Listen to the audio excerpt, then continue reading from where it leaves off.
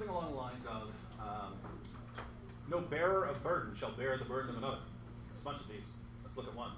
Chapter 6, verse 164 of the Quran. Say, what? I said, say what? Say, what? Shall I seek a Lord other than Allah? And He is the Lord of all things. And no soul earns evil but against itself. And no bearer of burden shall bear the burden of another. So a Muslim looks at it. You see, in Islam, no bearer of burden is going to bear the burden of another. You bear your own burden of sins. No one else is going to bear your burden for you. So Islam is a just system. Christianity isn't.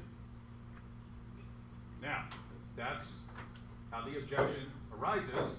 I can think of at least 3 problems from the Muslim sources with Muslims using this verse, or the other verse. They all say the same thing. They all say, no bearer of burden shall bear the burden of another. Think of 3 important objections to this objection. Let's look at some. First, the Quran actually contradicts itself a bit on this point. Because in some passages, other people will bear the burdens of others.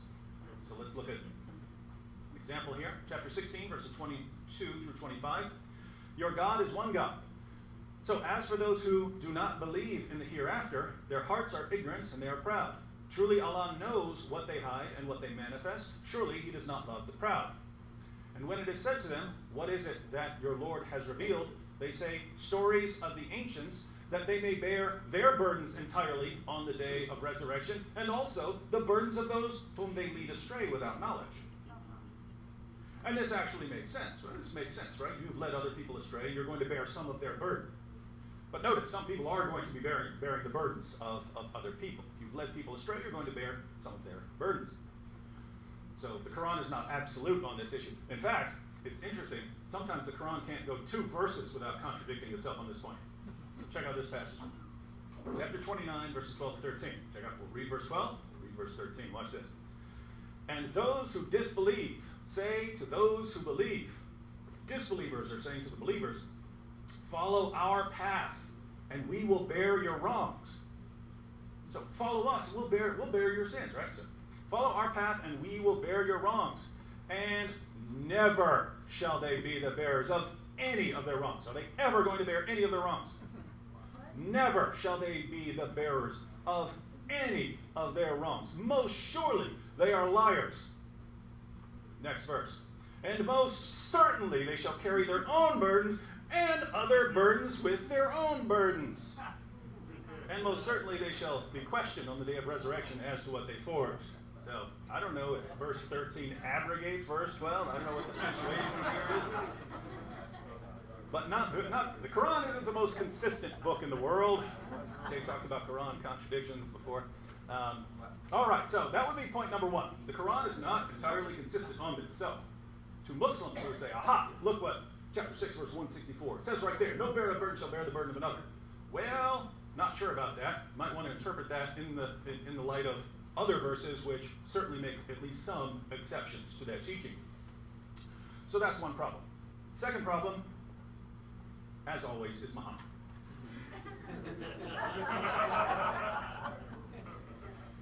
You see, Muhammad walks around teaching, everyone, you're going to have to face your own sins. You got to deal with your own burden of sin. No one's going to pay that for you. Allah can forgive you if He wants, but no one's paying for any of your sins. But people started coming up to Muhammad. Muhammad, you have no idea how much I've sinned.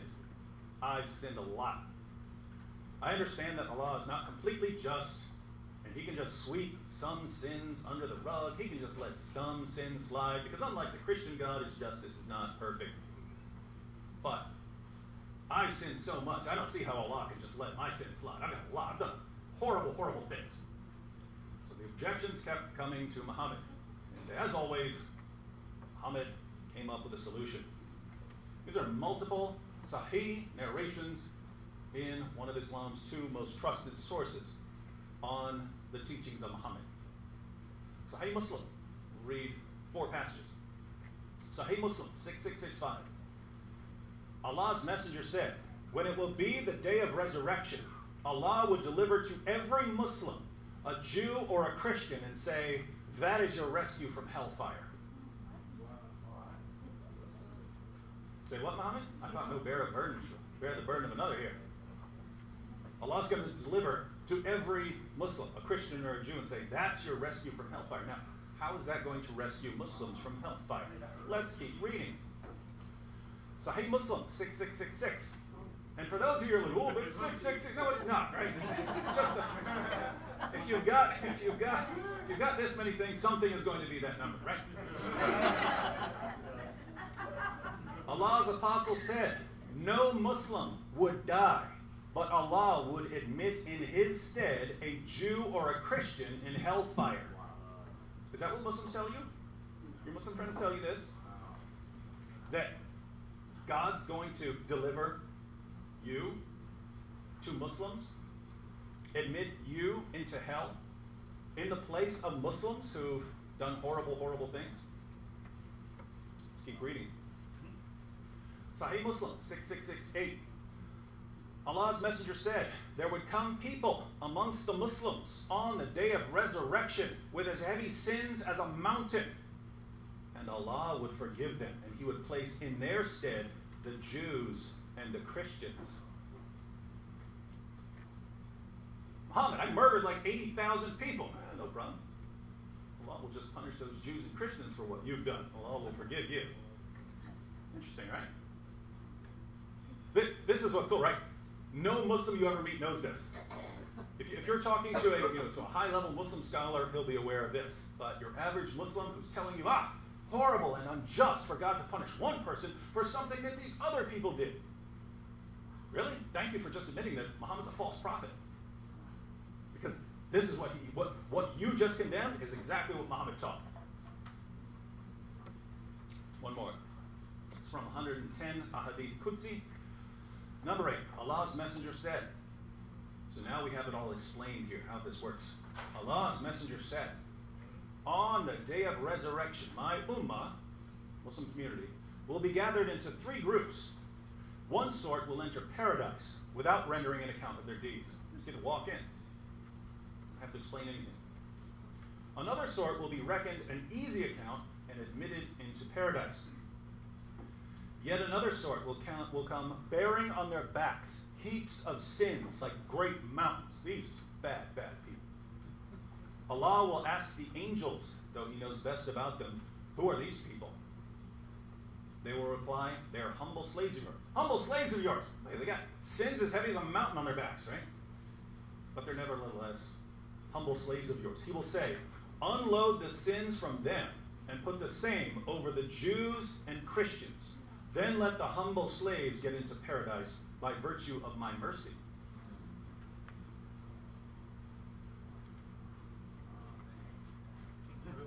So your Muslim friend who says it's unjust, it's unfair, it's wicked, it's immoral for God to punish one person for what someone else did.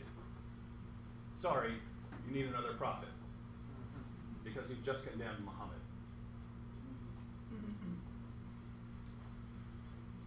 But it doesn't stop there. One more thing. Let's take a look at what this actually says.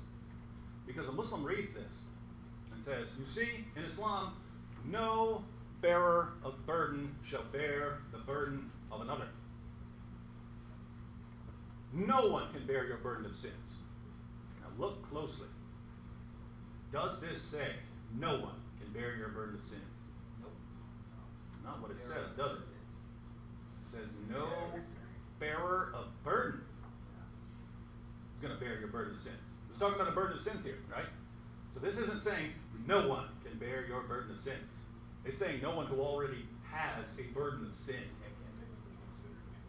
is going to bear your burdens. In other words, that such a person, if you've got a burden of sins, you're in no place to stand before God and say, hey, God, I've got my own burden of sins, but I'm going to take his too. You're in no position to do something like that. So what does this verse leave wide open? Someone who has no burden of sin, voluntarily taking your burden upon himself, right?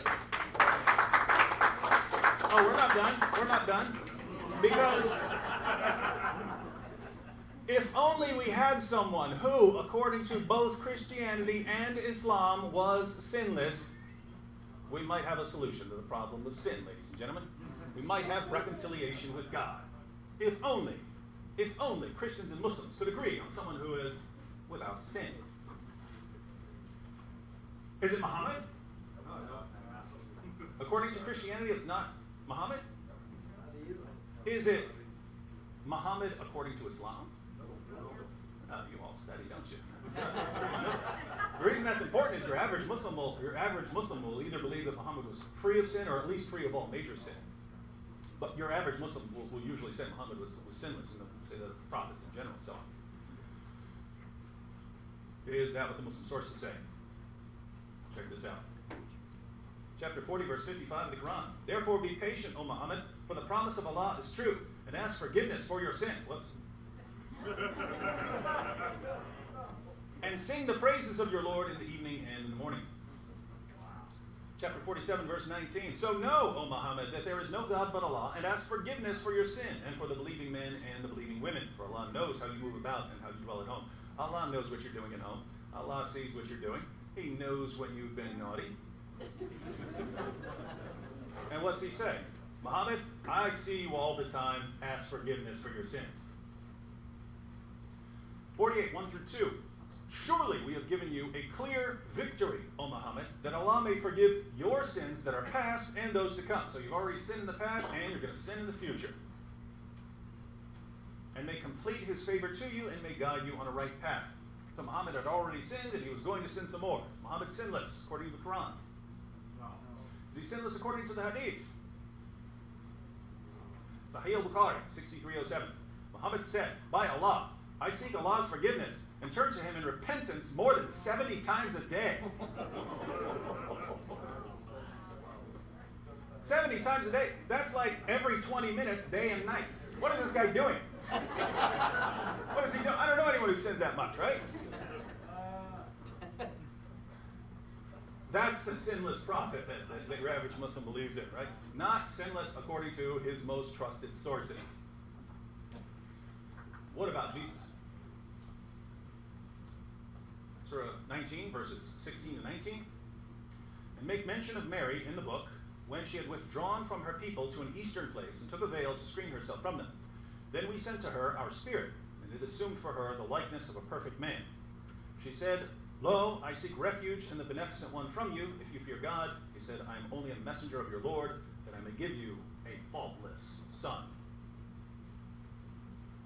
Sahih al-Bukhari, 3286, the prophet said, when any human being is born, Satan touches him at both sides of the body with his two fingers, except Jesus, the son of Mary, whom Satan tried to touch, but failed. So he touched the placenta cover instead. All the people, all the men, all the prophets, everyone, Satan couldn't touch Jesus, not according to me, according to Muhammad. And the question is, why would that be, right? Jesus is he's another prophet, one of thousands. Really, why is Jesus so radically different from everyone, including Muhammad, who had to ask forgiveness pretty much every 20 minutes? Why is Jesus the one that Satan couldn't touch? You see, Satan not being able to touch Jesus makes sense from a Christian perspective. It makes no sense from a Muslim perspective. It makes no sense. You ask a Muslim why? Well, it's just the way Allah wanted it. There's no reason. There's no explanation. Not just for this. I'm talking virgin birth, the miracles of Jesus, him being the Messiah, him returning to judge. None of this makes sense, that this man is this unique in so many ways for no reason whatsoever. But this Islamic perspective, this is where Christians and Muslims can actually agree on something. Hebrews 4:15. For we do not have a high priest who is unable to empathize with our weaknesses, but we have one who has been tempted in every way just as we are, yet he did not sin. 1 Peter 2:21-22. To this you are called because Christ suffered for you, leaving you an example that you should follow in his steps. He committed no sin, and no deceit was found in his mouth. 1 John 3:5. But you know that he appeared so that he might take away our sins, and in him is no sin. So here's what's interesting. According to both Christianity and Islam, there is precisely one person in all of history who could bear the burdens of others. The message of Christianity is that the one person who could bear the burdens of others did bear the burdens of others. The message of Islam is that the one person ever who could bear the burdens of others didn't, leaving us in a constant state of anxiety, hopelessness, hoping for a way to reach God, since no one can bear our burdens. Unless, of course, we believe Muhammad, who said that Allah is going to punish Jews and Christians for our sins. But in Islam, by rejecting the Christian claim and the claim of Jesus himself that he was coming to give his life as a ransom for many, by rejecting them, they have simply a completely incoherent account of salvation and a completely incoherent view of Jesus. They have a completely incoherent account of salvation because they have to say, no one can bear the burdens of others, but some will bear the burdens of others, and that would be horribly unjust. But Allah is going to do it over and over again, and Allah is going to deliver to every Muslim, a Christian or a Jew, to pay for his mountain of sins. It's completely incoherent, contradicting itself. And the view of Jesus, who's just a prophet, even though it's completely unique in every possible way that makes no sense in our view. So just think about this, right? Your average Muslim knows nothing I just said, except maybe that they view Jesus as sinless, maybe that we view Jesus as sinless, and that the Quran in some way says that no one's going to bear the burdens of others. That's as far as their knowledge goes of what Islam teaches and what Christianity teaches. So just imagine a world where Christians are familiar with a couple of passages of the Quran and a couple of passages from the Hadiths, and are able to point out, hey, the Quran is actually contradictory on this point. Maybe you shouldn't have the level of confidence that you are having when you're condemning this. If they know the passages from the Hadith, you just said that this is awful and immoral, and a God who would do this is wicked and evil, you just condemned your own prophet and his God. And who can take all of that and then transition to a gospel message, namely that both religions leave one possibility open. And your view is that the one person who could do it didn't do it, and our view is that the one person who could do it did do it. Who do you think has a higher view of Jesus? Very good.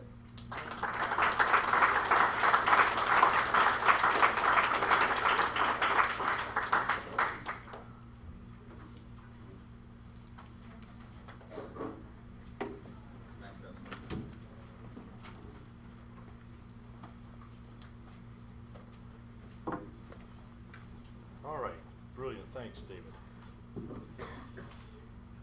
We're segueing, and now we're moving into the Old Testament. We did the New Testament before break. We looked at the manuscript evidence. Now we're going to the Old Testament, which is rather ironic because the manuscript evidence for the Old Testament is worse than the manuscript evidence for the New Testament. Isn't that interesting? You would think there'd be a lot more on the Old Testament. Does anybody know the earliest manuscript we have for the Old Testament? The earliest complete? Masoretic text. And what's the date? 914 AD. Isn't the Septuagint older though? Say again? Isn't the Septuagint older? Isn't it? Yeah, Septuagint isn't older. Septuagint is Greek. I'm talking about Hebrew. What about the Dead Sea Scrolls? Dead Sea Scrolls, again, or only the book of Isaiah is complete. That's the only complete one. Lamentation, Jeremiah are not there. So that's not good enough. The earliest complete manuscript we have for the Old Testament is the Masoretic text, 914 AD. So do not argue manuscript evidence for the Quran. Please don't. You're not going to get very much headway. They will hammer you on this. So what do you do? What are we going to do with the Old Testament since we can't use manuscript evidence like we could with the New? You need to use archaeological evidence. That's where I have to really be thankful for the British. God bless them. Isn't it grace they colonized the whole world? Don't ever quote me on that. Am I being filmed? I am being filmed. Sorry, British. Sorry, all those who have been colonized by the British, including myself. I grew up in a British colony in India, and I am so happy for it. I'm not here to talk about colony. Thank God for the British, what they did. Because what they did is, as they colonized the whole world, they found so many artifacts everywhere, and they grabbed them all, put their names on it, and then they brought it home and put it in the British Museum. And if you come to London, you've got to go to the British Museum. And I was finding at Speaker's Corner, I was hammering and hammering every week, trying to get Muslims to understand the authority of Scripture. I could not get it. And then I realized I had a building just about 3 miles away that I could use. Because in the British Museum, you have so much material that supports the Old Testament. What's been great is for you Americans, you can't just hop across and walk across and get over to the British Museum. So the Green family have done it for you. The Green family, Hobby Lobby, has put $30 million, and they've created the Museum of the Bible in Washington, D.C. How many have seen it? None of you? I saw a road show. They had the road show in California. No, that's not good enough. How many have actually been there? You're starting to talk like a Muslim now. You got to go see with your own eyes. You got to go to Washington. I only live an hour and a half away from it, so it's just hop and step for me. I went down there in November to look at it. It's 6 floors of material. The 4th floor is by far the best floor. Go down and get a hotel and then call us and we'll give you a tour of it. But actually, you don't even need a tour. After a day, you'll know everything. Because when you go in there, what they have done, they have taken all the best from the British Museum, from the Louvre, from the Egyptian Cairo Museum. They've taken all the best material and put it into one room. So that you can look at. Now, these are not the originals, obviously, because they wouldn't have access. They put life-size facsimiles of all the best material, and I think they looked at my museum booklet, because I put this booklet together way back in 2000, because we had so many Muslims that wanted to find proof for the Old Testament and that could not find any manuscripts. So I just said, well, I'm going to show exactly where you need to go all over the museum to find all these different artifacts that will support the Bible, names, dates, places, events, so we know that the Bible can pretty well be shown that whenever it touches history, in every case where it touches history, it gets it correct. Now, that was done in 2000. We had 6,000 people go through that tour. It's the most popular thing for most tourists when they come to Britain. They want that tour.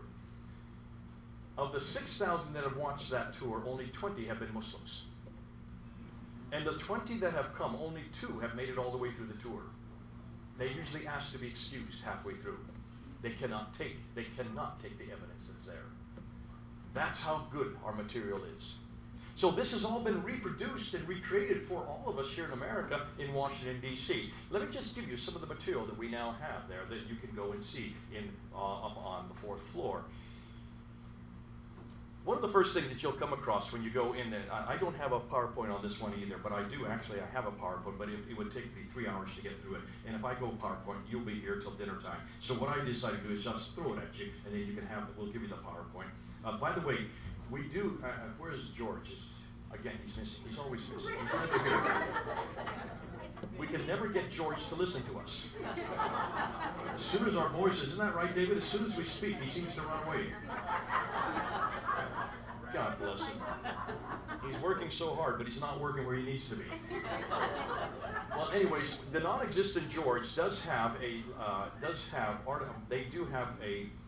we do have a sign-up sheet, because all of this material is being taught. We're going to teach you all this material with the Founder course. And the Founder course registration closes tonight. This is the last day you can sign up for it.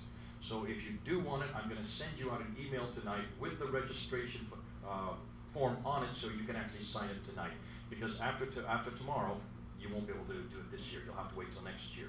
It goes from September to April, and it's 24 courses where we come to you in your own laptop, so you actually can sit at home. You don't have to leave the comfort of your own home, sit in your air conditioning, be an armchair apologist, and we will teach you all the apologetics and polemics you need to know. Because of the fact that we cannot teach this in seminaries, we cannot teach this in Bible schools. If we were to teach it in seminaries or Bible schools and the Muslims found out about it, they would target those schools. Now what they have been doing is they have been having people like myself, they have David, they come in under the radar. We are not advertised, we come and we do a week of real intensive training, and then we leave and no one knows about it except the students. But we cannot be everywhere at one time, so that's why we put this course together in London, and I'm one of 4 teachers to train you up on how to answer these questions Muslims are throwing at us, but how to take the same questions and throw right back in their laps. That's apologetics and polemics. It goes both ways. Apologetics, defense; polemics, offense. And the apologetics is defending the Bible. Polemics is destroying the Quran. Apologetics is defending Jesus. Polemics is destroying Muhammad. Apologetics is defending Yahweh. Polemics is destroying Allah. It's that simple. Just those 6 subjects. And we're the ones who will teach you how to do that so you can do it in the comfort of your own home. Now, saying that, when you go and you look at this material, certainly the Old Testament, we need to start with the Gilgamesh Epic. The Gilgamesh Epic is what really started the whole criticism. In fact, it was what started historical criticism and was created on biblical criticism. Back in the 1800s, when they came across these 2 tablets, they're in the British Museum. One was of the flood, and the other one was of the Epic of Creation. Have you seen the Gilgamesh Epic? Have anybody read it? From the 6th century BC. Have you noticed? It's very close to the biblical account, isn't it? So it was natural to assume by the historians that this must be the source for that story in the Bible, right? Because it's so similar. What they didn't realize is when you look at the Gilgamesh Epic, there are other tablets that have been found since then. Look at the Atrahasis tablet, which was just found 2 years ago. The Atrahasis tablet is 1,000 years older than the Gilgamesh Epic. It's about the same size as the Gilgamesh Epic, written in cuneiform, just like the Gilgamesh Epic. But it's 1,000 years earlier, and it has the exact same story, which puts it to 1600 BC. 1600 BC. Moses was living and working in 1400 BC. It predates Moses, and yet it hadn't changed in 1,000 years. And when you look at the Gilgamesh Epic, it doesn't take you anywhere. Notice the Atrahasis tablet. It basically says that there was a man and a woman. They were in a garden. They were told not to eat of a certain fruit. They ate, and of course, they pretty much were thrown out. That's all it says. It doesn't tell you, it doesn't take you anywhere, it doesn't lead you anywhere, suggesting that there's an awful lot missing in that story. Very simplistic. That's why now historians are trying to look anew and realize that this is probably not the source, because of the fact that not only is it hasn't changed in 1,000 years, we know that history changes all the time. If you look at most of the artifacts in the British Museum, you will see that they're large stones or large objects built by kings. Most everything you look in ancient history is built by kings, because they're the only ones wealthy enough to create such large objects. And when they build these large objects, what do they write on them in cuneiform? They write about themselves. They're only interested in their own story. And they only write that which goes right. They never write that which goes wrong. Let me give you an example. Shalmaneser III. Shalmaneser III, you look at, if you want to find out about Shalmaneser III, you need to go back, you need to go to the British Museum. And Shalmaneser III is written about there in British Museum. In fact, you have an obelisk that is written by him. Sorry, it's not an obelisk, it's actually a stela. Get the right thing. It's actually a huge piece of rock. And it talks about, references the whole problem between the Israelites, and also you have, I'm trying to figure the name off the top of my head. I should have my notes in front of me, but I don't. I'm doing this all off the top of my head. Help me here. What is happening between when you have the 11 kingdoms and you have the Assyrians coming down and they're destroying the 11 kingdoms, and they're destroying, anybody know the name? I can't think of it off the top of my head. It'll come to me. No, it's not coming to me. Babylon? No, it's not Babylon. Anyways, they're destroying 11 kings. One of the kings is named Hamath. There you go. It's the king of Hamath. Have you heard this before? The king of Hamath was being attacked, and he needed help. And so he asked the Israelite king to come to his help. And what happened was, when you look at 1 Kings chapter 9, when you look at 1 Kings chapter 9, you will see that this king and his name, and who is the king in chapter 1? Someone just look it up, 1 Kings chapter 9, and who is the name of the king there? This is going blank to me right now. Boy, I hope this never happens to me in a debate. Does anybody have it?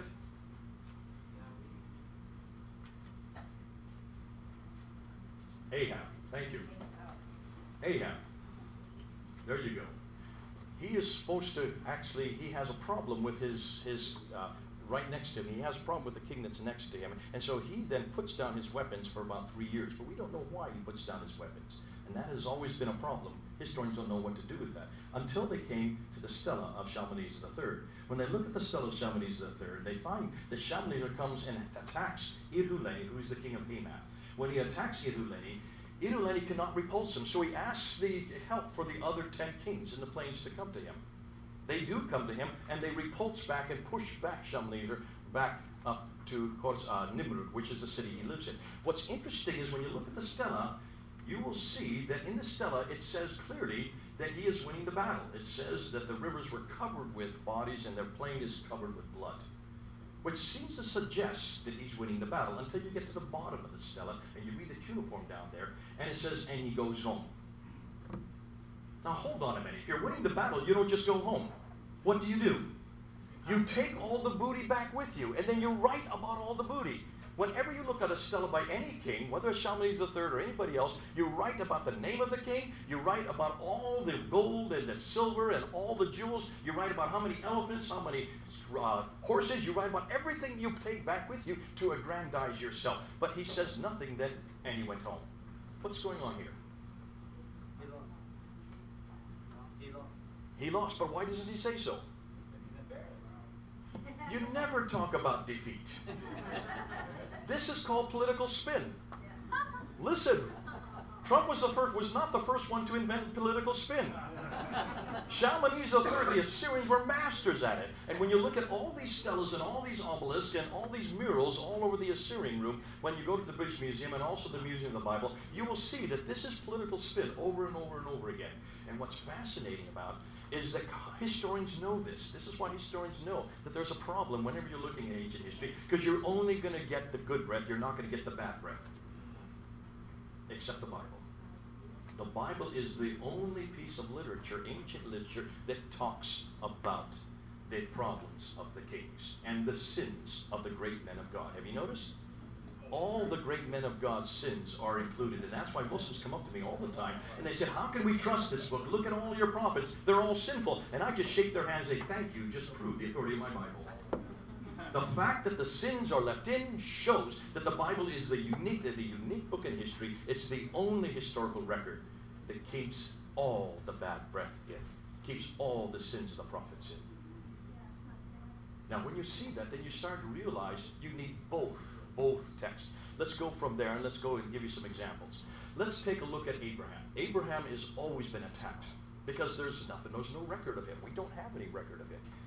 We don't know much of what he said. In fact, most historians, even Christian historians, say you can pretty much throw out the first 11 chapters of Genesis, not even do any work of it, because the first 11 chapters are ahistorical.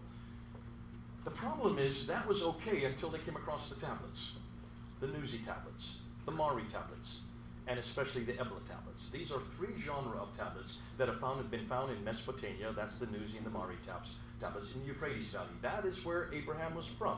That is where the city of Ur was discovered. Which is interesting because that was only discovered in 1920. And before 1920, no one ever heard of a place called Ur. They thought that was fictitious. They always thought that the names of Sodom and Gomorrah were fictitious. Remember that?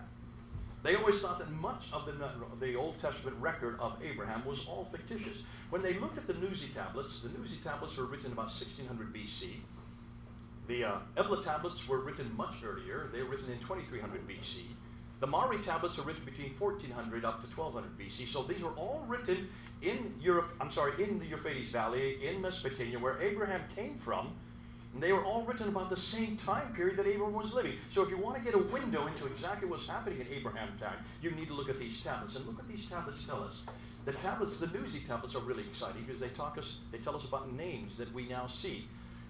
Names that we now see in the biblical account. Let me see if I can find some of them here. But if you have a look and you look and see it on our paper, we actually go through these names. The names that you see refer to places that we find in the Bible. Most importantly, we want to find out the customs. When you look at the customs and the names of the customs, you will find that in every case, the Nuzi and the Mari tablets explain the customs that Abraham did. For instance, The fact that you can still occult God and be a capital offense. This is in the Nuzi tablets. Now, the fact that you can marry your sister and call her your wife. This is in the Nuzi tablets. Now, what's interesting is every one of these customs went out of date by 1600 BC. Moses was writing this down in 1400 BC. How would Moses have known about these customs? More interesting, if the Gilgamesh Epic is the earliest record we have for this period, that was written in the 6th century BC. How could anybody in the 6th century BC have known something that took place 1,000 years earlier and have got it so accurately? But let's talk about those two cities of Sodom and Gomorrah. Sodom and Gomorrah have never been recorded in any other ancient piece of history. You look at Herodotus, you look at Thucydides, these are the Thucydides, however you want to pronounce it. These are the 5th century historians who gave us the window into the Assyrian period, into the Babylonian period, and into the Persian period. And when you look at their material, you will see that neither Herodotus nor Thucydides ever mentioned these two cities. There is no record of Sodom and Gomorrah anywhere. We can't find it. Until they discovered the Ebla tablets. Who remembers when the Ebla tablets were discovered? Well, you have to have gray hair like me to know that. There's a man with gray hair. It was when we were little kids, in the 1950s, the 1960s, which shows how old I am. In the 1950s, they came across this mound in the desert in northern Syria called Tel Marduk. And as they started digging down in the Tel Marduk, as they dig it down to the different areas, they start coming across artifact after artifact until they got to the 2300 BC period. In the 2300 BC period, they came across an entire city that had been abandoned. Inside that city was one house. Inside that house was one room. On the floor of that room, one room, were 17,000 tablets. 17,000. Now, the beautiful thing about tablets is that they are clay and they are burned, they are fired, which means they are the best preserved. When you look at the tablets, you will notice that they are as good today as the day they were burned. They don't disintegrate, they don't deteriorate. And as they read the cuneiform that was on them, they came across just one of these tablets of the 17,000. They found name of 5 cities: Sodom, Gomorrah, Admah, Zebulun, and Zoar. The only and the first references to Sodom and Gomorrah were found on the Ebla tablets from 2300 BC. Abraham died in 1900 BC. Moses was writing this in 1400 BC. In 2300 BC, Sodom and Gomorrah did exist, 400 years before Abraham, proving that the Bible was correct. But it gets even better than that. Look at the sequence of these 5 cities: Sodom, Gomorrah, Admah, Zebulun, and Zoar. Have you heard about those 5 cities in that order before? Yes? You better if you read your Bible. Look at Genesis chapter 14, verse 8. In Genesis chapter 14, verse 8, you will find the exact same 5 cities in the exact same order as found in the Ebla tablets, proving that there's something significant about that sequence. We now know what it is. Sodom, Gomorrah, Admah, Zebulun, and Zoar. What have I just done? I'm pointing them out on a map. This is a trade route. And whenever you write trade route, you always write them as if you're pointing them on a map. This is the map of the trade route going from Sodom, then going to Gomorrah. And if you look and see where, we know where Admah, Zebulun, and Zoar are today. When you look at Sodom and Gomorrah, it would place them somewhere in the Dead Sea. And that's why they can't be discovered, because they've been put underwater, because the Dead Sea has grown and grown and grown over the centuries. Ooh, I love it. It makes my job so easy. But how could Moses, living in the 1400s, who never went to Euphrates Valley, never ever went to Mesopotamia, never would have even known about this trade route, there was no way that he could have known the sequence of these 5 cities. How did Moses get it so correct? Ooh, I love my God. Do you see what God's doing? He's putting these little tidbits into his revelation, knowing that this was going to be the battle for today. This is going to be the battle for today. We get to Jehu. 1 Kings chapter 22, the Jehu obelisk. This is also in the Museum of the Bible. You look at this obelisk there, from the 9th century BC. I think the date is 841 exactly. 841 is what they dated it today. Jehu was the captain of the guards, and he was told by Elijah the prophet that he was to go and kill Ahab had already died. He used to kill the whole family of Ahab, and he used to take over. Now, is that historical? Would you like to know if Jehu actually existed? Would you like to know if Jehu is actually shown anywhere? Yes, he is. He's in the British Museum. He's also in the Museum of the Bible in Washington, D.C. Look at the black obelisk, which has been found and been discovered by the British. There is a picture of Jehu on the second rung from the top, and he is bending down and he's bowing to Shalmaneser III. But look at the date, 843 BC. That exactly fits exactly what we see in 1 Kings chapter 22. We've got the right man at the right place doing the right thing at the right time. In fact, it's the earliest known reference or image of any Israelite king anywhere in the world, proving that 1 and 2 Kings are correct. We get then to Tiglath-Pileser III. Tiglath-Pileser III is a fascinating character, and there's a mural about him also in the British Museum, and now they're putting it at the Museum of the Bible. Tiglath-Pileser was the only king, the Syrian king, that goes down and actually attacks Israel twice. And the second time that he attacks Israel, his dates are 745 to 727. The second time that he attacks Israel, he sets up his own king called Menahem, who's like a puppet king. Now, we hear about him 11 times. There is reference to Tiglath-Pileser in our Bible. But interestingly, he's not only called Tiglath-Pileser, he's also called Pul, P-U-L. Historians have always looked at that and said this is something wrong. There's no reference to this name Pul. Herodotus and Thucydides talk about Tiglath-Pileser. They mention him quite a bit, and they mention his name, but they never refer to him as Pul. Only the Bible seems to suggest that his name is Pul, or a name Pul. So what are we going to do with this? Well, as all historians do, they say, well, the Bible's full of fiction. The Bible's nothing more than ahistorical. This is nothing more than mythology or legend. Until they came across the mural of Tiglath-Pileser, which sits in the British Museum, and the British discovered it. So only half of a mural, the second part of the half is broken, and you only see half of Tiglath-Pileser's image, and then you look over, and there are 3 blocks of letters of writing, of cuneiform. On the far right side, it mentions that the nickname for Tiglath-Pileser is Pul. Proving that whoever wrote 2 Kings had to have been living at that time to know something that specific, because not even Herodotus and Thucydides knew this, writing in the 5th century. That's how accurate our Bible is. Ooh, just give me the heebie-jeebies to think about it. We don't ask our Bible to be that accurate. It just turns out to be that accurate. They're trying their best to say it's mythology. They're trying their best to say it's nothing more than legend. And then you come to Sargon II. Sargon II is referred to once in the Bible in, I think it's Isaiah 20, verse 1. And when you look at about it, he builds the great city of Khorsabad. I'm not going to say too much about Sargon II, other than the fact that he comes down from Khorsabad and he destroys the 10 kings of Israel and leaves one king alone. He only destroys the 10 northern kings.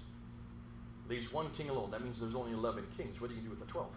Well, you know that the tribe of Levi were all interspersed in the other 11. That's why we don't find 11. And interestingly, that's in the annals of Sargon II. But what's interesting is what his son does, Sennacherib. You all know Sennacherib, right? But you don't know what we now know about Sennacherib. See, Sennacherib is fascinating because he decides to do what his father didn't do. He decides to come down and destroy the tribe of Judah that's in the south. Remember, the 10 northern tribes had become evil, and they had all been taken into captivity. But Judah was left alone. Judah was the only tribe that stayed close to God. Judah also controlled Jerusalem, and that's where Hezekiah was. Hezekiah was shut up there in Jerusalem. Is he historical? When you come to the British Museum, and when you also go to the Museum of the Bible, you'll see a prison called the Taylor Prison, named after Colonel Taylor. Well, the British always put their names on everything. But it's a 6-sided prison, and on one side of the 6th side is a mural, not a mural, what do we call it, the side? Well, okay, one side, a column. That's what I'm looking for, a column, all written in cuneiform, and on that it mentions Hezekiah by name. Fascinating. It says that Sennacherib comes from Nineveh. He's the one that built the city of Nineveh. And he comes down to Lachish, which is one of the major cities of the Judeans, destroys all the fortified cities, destroys Lachish, and then he turns his energies to Jerusalem because that's where the mother loaded. That is the capital. And it mentions that Hezekiah is inside that city and that he pays 30 talents of gold. When you take a look at this mural, this column, you will see that it exactly fits what we see in 2 Kings chapter 19 and Isaiah chapter 37. It exactly fits, almost word for word is the same. What's interesting is it says that he comes to Jerusalem and then he suddenly goes home. Wait a minute, aren't you supposed to destroy Jerusalem? Why did he suddenly go home? You ask that question, right? He never attacked Jerusalem. Anybody know why he suddenly went home? Don't look at the Taylor Prison if it doesn't tell you. You're going to have to go to the Bible to find out. What happened?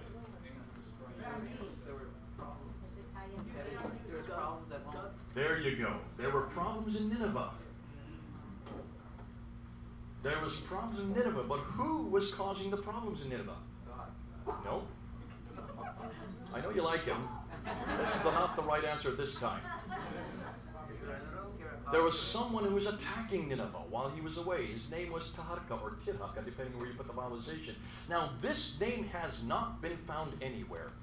No historian has ever heard this name. Herodotus doesn't know about it. Thucydides doesn't know about it. They cannot find this name anywhere. Only the Bible talks about this Tirhaka, or Taharka, who is attacking Nineveh, which means that Sennacherib has to rush home to defend his own city, which he does.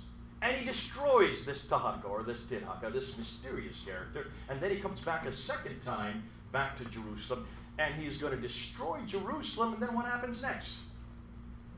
The angel of the Lord comes down and destroys 185,000 of his men that very night. But what about this Taharka? See, I'd like to know about this Taharka. We're scratching our head because I'd like to know if he existed. The Bible's the only one that talks about it. Well, the British Museum has now solved that problem for us. The British Museum has a mural, it has a statue of a ram with its 2 feet here, and right in front of the ram is an image of a king. He looks like an Egyptian king. But it was written in hieroglyphics all around the base, and no one knew what hieroglyphics was. Hieroglyphics was a lost language because it was the script of the aristocracy. And during the aristocracy, when the aristocracy were destroyed by the proletariats, by the common man, they destroyed the script with it. So all we had was demonic. That's the only script that we have from Egypt until the Rosetta Stone was discovered. Remember the Rosetta Stone in the 1800s by Champollion? And when the British and the French discovered the Rosetta Stone, they came across, and really it's not a very important stone. It's just a stone that has tax law on it. But it's written in hieroglyphics, it's written demonic, and it's written in Greek. And by looking at the demonic and the Greek and comparing it with the hieroglyphics, they were able to reproduce the hieroglyphics, and that's why we can read it today. And that's why they went back to this statue, which they've had for over 300 years. They've known about this statue. They couldn't read it until the 1800s. And when they read around it, all of a sudden they saw that this man that's standing there between the 2 legs of this ram is named Taharka. Ooh, I love it. The man we're looking for, proving that the Bible was correct. The more they scratch, the more they find. The more they find, the more they whine. The more they whine, the more we shine. Oh, how sublime. Isn't it great? All you need to do is just keep scratching the ground and let the British discover it for us. Why do you think it's so good to know? God bless them. They get the right things right. Now, then we come to Daniel, the book of Daniel. This is my favorite. When you go upstairs in the British Museum, well, let's ask the first question. What is the problem with the book of Daniel? Why is it that the historians hate the book of Daniel? Anybody know? So accurate. It's what? Very accurate. It's actually inaccurate. That's correct. It's absolutely inaccurate. And why is it inaccurate? Well, first and foremost, it's written around 539 BC. But it's referring to events that could not have taken place, because 539 BC is the 6th century BC, correct? And yet it's talking about 4 kingdoms. Right. Am I correct? Right. Karen, is that correct? All right. What are the 4 kingdoms? Well, there you have the Persians. That's not prophetic because the Persians were existing in the 5th century, in the 6th century BC, so they would have known about that. It also talks about the Assyrians and the Babylonians. Well, we're talking about the Babylonians. This is in Babylon that you have Daniel was in Babylon, so that's not prophetic. It's the next 2 kingdoms that are the problem. It then refers to the Greeks, the Greeks who don't appear until the 3rd century BC, and then it refers to the Romans, 4th century BC, and then refers to the Romans who don't appear until the 2nd century BC. How could someone writing about in the 6th century know about people that were yet to exist 200 to 300 years later. That's why the historians don't like the book of Daniel. It is absolutely inaccurate. So what they have tried to do is they tried to find out if there's any historical anachronism that they could point out to show that this book was written in the 2nd century and redacted back to the 6th century, so they would have known about the Greeks and the Romans, and they found it. And the name is Belshazzar. There's the problem. How can you have someone named Belshazzar when he is not the last of the kings? If you go to the Babylonian section of the British Museum, you will see the last of the kings that is there is Nabonidus, not Belshazzar. Nabonidus is the last king. Nabonidus is the one that was destroyed by Cyrus the Great. Well, actually, it was Darius, who was under the auspices of Cyrus the Great, that destroyed him. That was in 539. It looks like the Bible's got it wrong. It looks like we're over a barrel. So how are we going to solve that problem? Because of the child, grandchild. Nope. Was the child of Where do you get that from? I read. Where? I don't know something. That's not going to help. You're not persuading me. How is it we're going to find it? What are we going to do to prove that Belshazzar is the right name? Hmm? Well, the Bible's there, but we just proved the Bible wrong because the Bible's got the wrong man. Belshazzar is not known anywhere, and Belshazzar is not the last king. What's that? I can't hear you. Norwegian. Okay, he's a co-regent. That's internal because of Daniel chapter 5, verse 16. In Daniel chapter 5, verse 6, remember when Daniel's taken out of prison and he's told to read the writing on the wall? He does so, and this Belshazzar, who is supposedly the king, turns to him and he says, "You'll be number 3 in my land." You'll be number 3. Why number 3? Because there was number 2. His father, Belshazzar, and But you're not helping me. How do you know that? Don't just smile. You need to give up with answers. Really, Muslims will hammer you on this. Because he was the king and his son was. Prove it. Well, that was the custom. If you look at history. Where you can support that? Support that right now. See, you can't support that unless you go back to the British Museum. God bless the British. Do I sound like an Anglophone? I lived there too long. You need to go back, and you need to not go to the British. You actually need to go to a ziggurat in the city of Ur. But Sir Leonard Woolley is the one that discovered Ur. British again. Had we not had Sir Woolley, who actually went out and actually did some scratching in the ground and started coming across all these artifacts, and then got a whole army to come together to uncover the entire city of Ur, including the ziggurat. Look how large that is. It is about 80 feet high.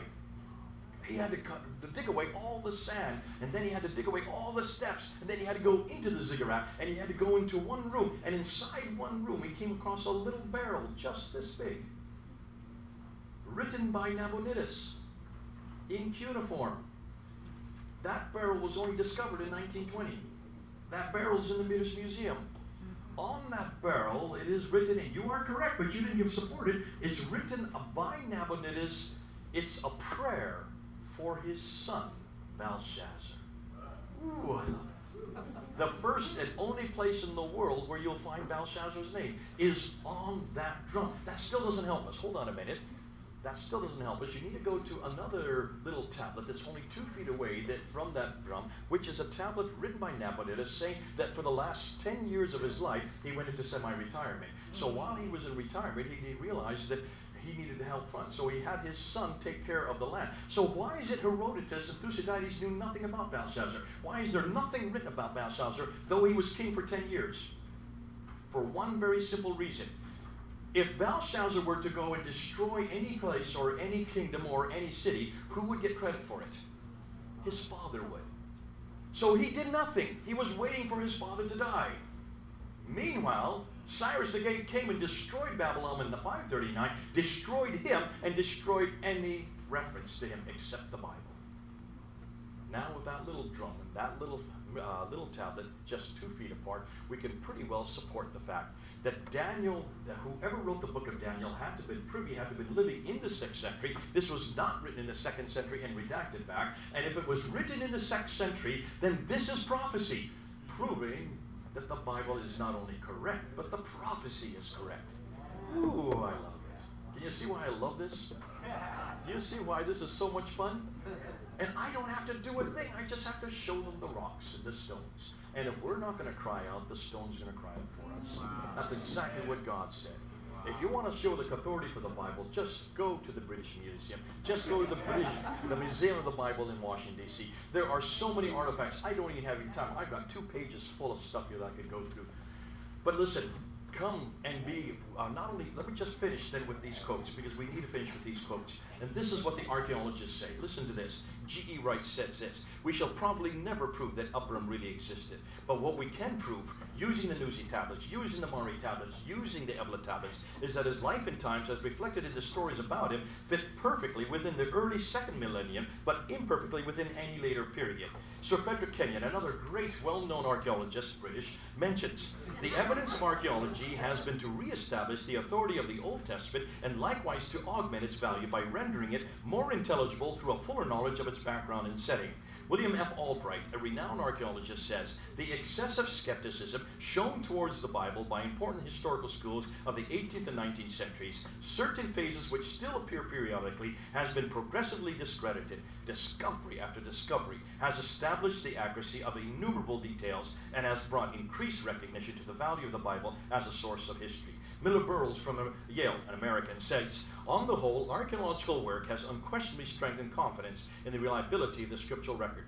Joseph Free confirms that while thumbing through the book of Genesis, he mentally noted that each of the 50 chapters are either illuminated or confirmed by some archaeological discovery, and that this would be true for most of the remaining chapters of the Bible, both the Old and New Testament. Now, I'm going to end with this last quote.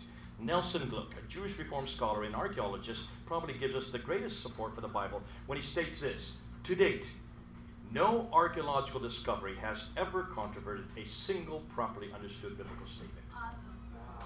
To date, no archaeological discovery has ever controverted a single properly understood biblical statement. Only the Bible can make that claim, folks. Only the Bible can make that claim. That's why I love this book. That's where I take it everywhere. I only take these 2 books with me everywhere I go. That's all I need. Because this one destroys this book. We can see what we did yesterday. You can see what David's doing, what I'm doing. We're not only going and doing a comparison between these books, we're showing that God has preserved this book for a reason. We need to have that archaeological material. We need to have the manuscript for the New Testament and the archaeology for the Old Testament. Because as long as you can trust the Bible, then you can trust what's in it. God bless you. Let's have some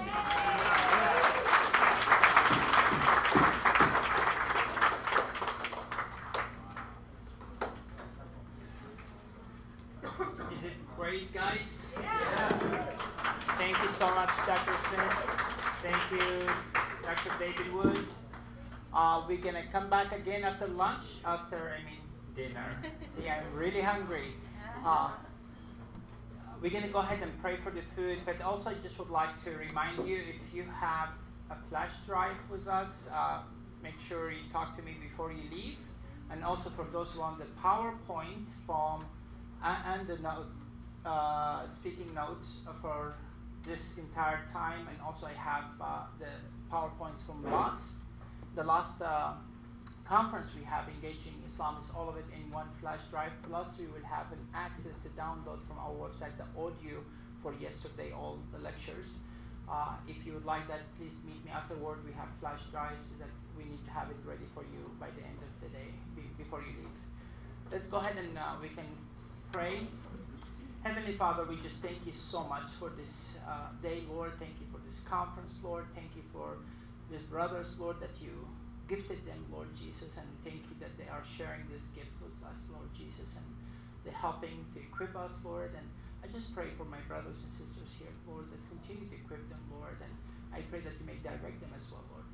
But for now, Lord, I just ask you to bless the food that you provided, Lord, and I do pray, Lord, that for our brothers and sisters across the world, that you may provide for them as well.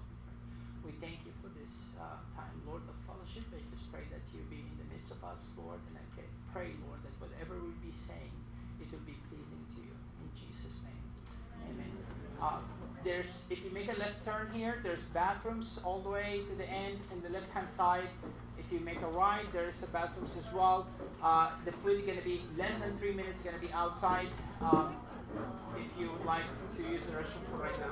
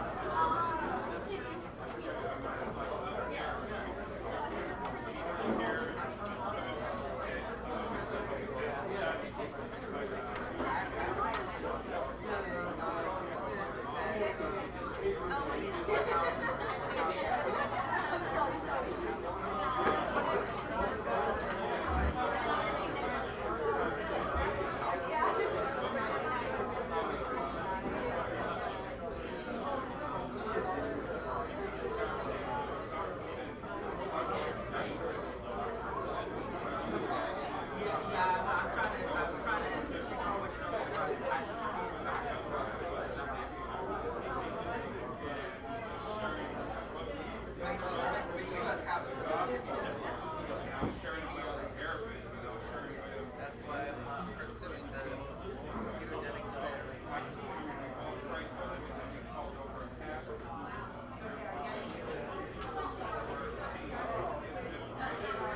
As far as